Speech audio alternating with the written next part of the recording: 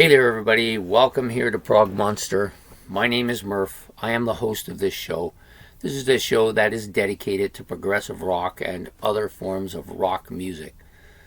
So this is the final episode for the series that I'm running for the month of November called My Favorite Rock Albums from 1979.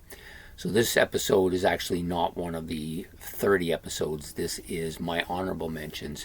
There was far too many albums to put in a 30-month display, but a lot of these albums, some of them actually were in the display at one point, and then I had to pull them out because I just thought the other albums deserved to be in there. It's actually 3 or 4 of them were kind of up there and jumbled around. Eventually they all ended up on the outside, but they all needed to be mentioned because they're all great albums, I think. So we're going to start off by, there's no particular order. They're not alphabetical, they're not ranking, there's nothing here. I'm just going to mention these albums because they need it to get some attention, because they're all deserving to be on the list. But like you know, if you got 30 spots, you can't put, in this case it would have been 41 albums in 30 spots. Doesn't really make sense. What's the point of having a list if you're going to not obey your own rules, right? So the first album and the first band is the Charlie Daniels Band. They released an album called Million Mile Reflection, and yes, that's the one with their big bit, The Devil Went Down to Georgia's on this album. So yeah, so it had to be mentioned, although it's a little bit on the country-ish side, kind of a little bit of a rocky feel to it as well. So I always like that song, and this band is kind of quirky, so I like them a bit too. The next album is from a band that I don't listen to all that much. On occasion I will try again to listen to them, but I've never really kind of warmed up to them too much. But I do like some of their stuff, and this album has a great cover. So this is Monolith by Kansas. Had to be mentioned. It wasn't on my list, but it was close enough that it needed to be mentioned in here.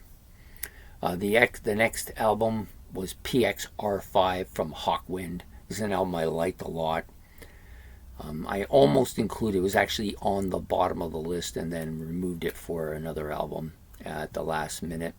So I wanted to mention it here. So PXR5 from Hawkwind.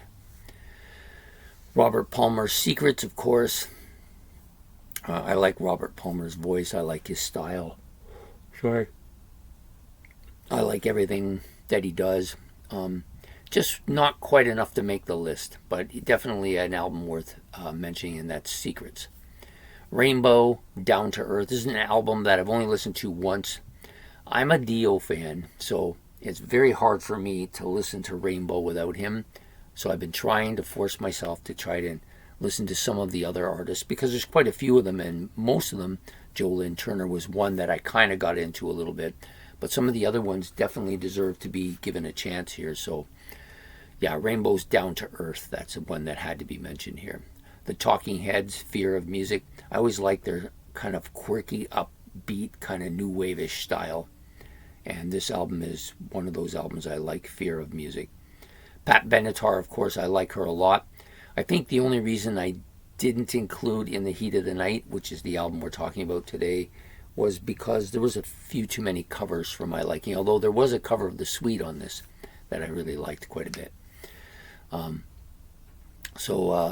Foreigner is next with Head Games. At one point, this album definitely would have been on here. If I'd done this 30 years ago, this would have probably been a top 10 album. But Foreigner is one of those bands that's just, I don't dislike them or anything. Nothing's changed that way. I just don't really listen to them much anymore. They've kind of gone by the wayside a bit. I'm not really sure. Maybe it's just. And then this was one of the albums I owned by them. I did own this album at one point. But for some reason, they didn't quite maintain that level with me, so they kind of slipped a bit. But the album is still very good. Head Games by Foreigner. The Who. This is an album most people would have thought would have been near the top of my list. But this is the one Who album that I've never actually owned. I've got the musical score from it, which I got because it was on sale somewhere. I bought it. But I've never actually went out and bought this album, and I'm not sure why. I just think that there's just something about it that just really doesn't capture me. And you know, it falls well within the wells of all of the Who sound and everything. I just never warmed to it. I'm not sure. Maybe because it's a double album, that could be it. But it had to get mentioned here, and eventually I probably will get it, and then maybe my whole opinion of it will change. And that's generally what happens. So the Who's Quadrophenia. Teenage Head debut album, great album. Just haven't listened to it enough. Of the Teenage Head albums that I have listened to, it's not one of the ones I go to, so it just doesn't get quite enough. So that's the debut album of Teenage Head, but needs to be mentioned here on the honorable list. And then the last album, which was on the original list, top 30 albums, I nudged it out because I wanted to put somebody else in there who I thought was just a little bit more deserving, and that's Freedom at Point Zero from Jefferson Starship. Yeah, really good album. Definitely needs to be mentioned here, and this is a band that may start to grow on me quite a bit. I've noticed an interest in them over the last 2 or 3 months because of their psychedelic nature, so we may be seeing more of them in the future. Jefferson Starship's Freedom at Point Zero. And there you have it. The albums that needed an honorable mention, episode 4, and those are the ones that I gave it to. And there may be others that maybe I completely missed or you think should be on this list. You can put them in the comments section below.